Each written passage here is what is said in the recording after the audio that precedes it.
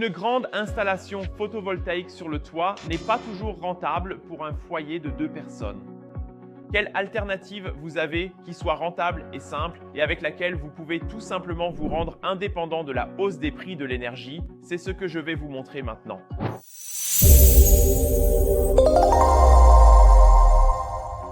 C'est le thermoplongeur solaire de 1000 watts avec lequel vous produisez jusqu'à 30 000 litres d'eau chaude grâce à la force du soleil avec l'électricité photovoltaïque de modules comme ceux derrière moi. Ce qui est spécial, c'est que les modules photovoltaïques se branchent directement sur le thermoplongeur solaire. Je vais vous montrer ça en exemple dans la vidéo. Je branche le module photovoltaïque, l'écran du thermoplongeur s'allume aussitôt, affichant ici 19 degrés. Et le processus de chauffe commence. Le thermoplongeur et l'eau deviennent chauds. L'installation peut être aussi simple que ça, mais à qui s'adresse finalement ce thermoplongeur solaire? Pour cela, j'aimerais vous raconter une petite histoire très personnelle de chez moi. Nous étions une famille de 4 personnes. Mon petit frère, moi, ma maman et mon papa. Mon petit frère et moi, nous avons quitté la maison parce que nous avons grandi. Mes parents vivent donc seuls dans une maison individuelle. Un jour, je vais voir mon père et je lui dis « Hé papa, pourquoi tu n'installes pas de panneaux photovoltaïques sur ton toit ?» On a un toit exposé plein sud à la maison sans aucune ombre.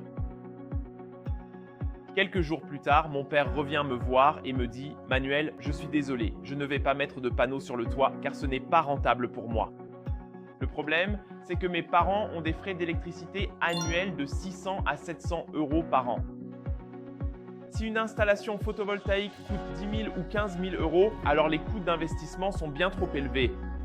Même après 20 ans, cette installation photovoltaïque ne serait pas amortie. Finalement, mes parents n'ont pas du tout installé de système photovoltaïque sur le toit. Et c'est précisément là qu'intervient l'innovation de Phodermo. Je dis à mon papa, pourquoi n'utilises-tu pas ce thermoplongeur solaire? Tu branches quelques modules photovoltaïques, 3, 4 ou 5 par exemple. Tu visses ce thermoplongeur solaire dans ton ballon d'eau chaude à la maison. Dans notre cas, nous avons un chauffage au fioul que nous pouvons éteindre pendant tout le semestre d'été, d'avril à octobre. Et faire de vraies économies de fioul. Quand l'eau du réservoir a atteint la température maximale, qu'on peut régler facilement sur l'écran, par exemple 65 degrés, 75 ou 85 degrés, alors le thermoplongeur bascule automatiquement sur la sortie. Et si j'ai par exemple branché ici une deuxième résistance chauffante ou un micro-onduleur photovoltaïque, je peux alors injecter jusqu'à 800 watts d'électricité excédentaire directement dans ma prise de courant à la maison et économiser sur mes factures d'électricité en plus de mes frais d'eau chaude.